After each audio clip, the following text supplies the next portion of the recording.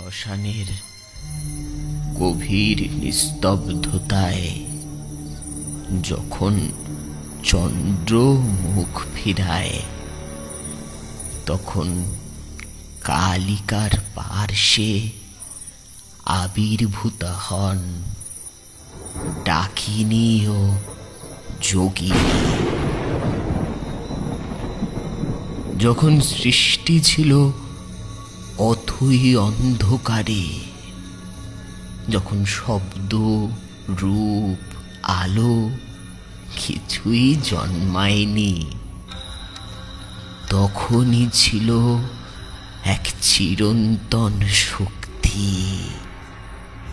তিনি আদ্যা শক্তি, তিনি কালিকা।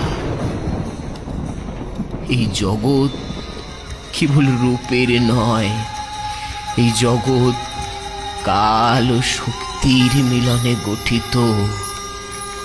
আর সেই কালের রূপই মা কালী।